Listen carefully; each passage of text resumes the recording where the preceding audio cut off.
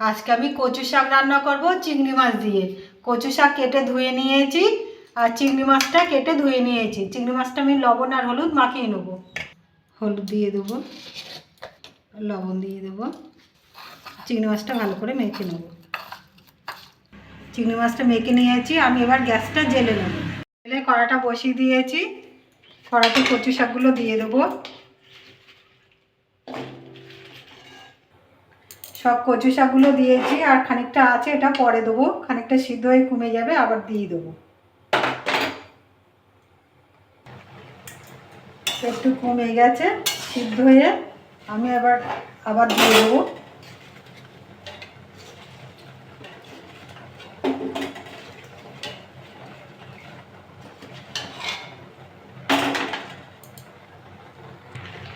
কচু শাকগুলো আমার সিদ্ধ হয়ে গেছে সবগুলো, আমি এবার ঢেলে নেব।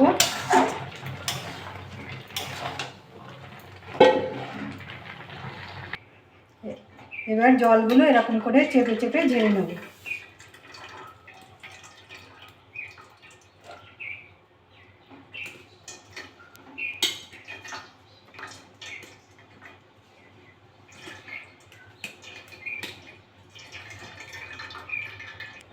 সব কচু শাকগুলো আমি জল ঝেড়ে নিয়েছি। গ্যাসটা জ্বেলে কড়াটা বসিয়ে দিয়েছি আর কড়াটা গরম হয়ে গেছে, আমি এবার সর্ষের তেল দিয়ে দেবো।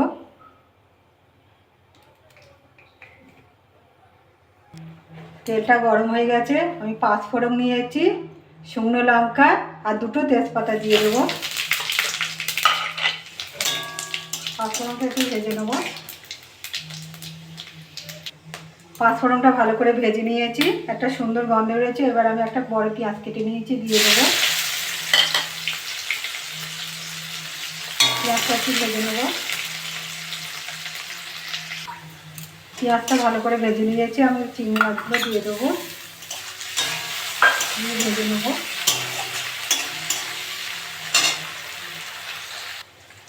ভালো করে ভেজে নিয়েছি চিংড়ি মাছটা।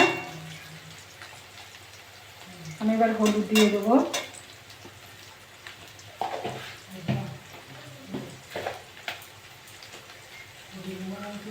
লঙ্কার গুঁড়ো দিয়ে দেবো,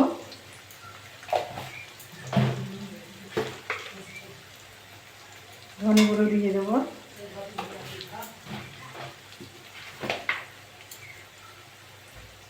জিরে গুঁড়ো দিয়ে দেবো,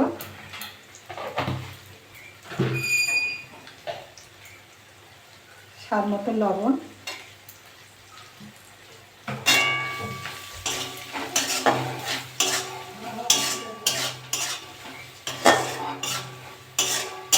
এবার কচু শাকগুলো দিয়ে দেবো।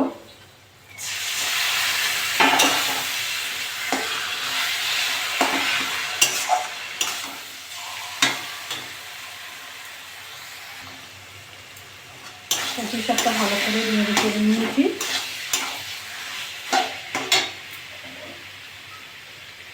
একটু চিনি দিয়ে দেবো।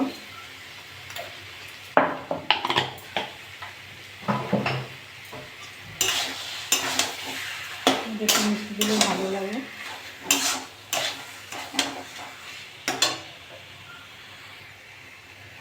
কচু শাকটা এরকম নেড়ে চেড়ে এরকম শুকনো শুকনো মতন করতে হবে। কচু শাক বিশাল উপকারী, আপনারা খাবেন, খুব ভালো।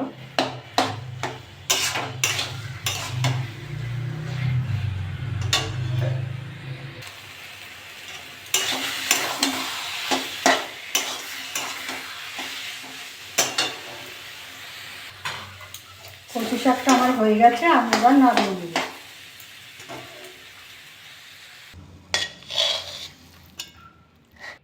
দেখুন সুন্দর হয়েছে, এরকম করে বাড়িতে রান্না করে খাবেন। খেয়ে ভালো লাগলে আমার চ্যানেলটাকে লাইক করবেন, শেয়ার করবেন, কমেন্ট করবেন, সাবস্ক্রাইব করবেন। ধন্যবাদ।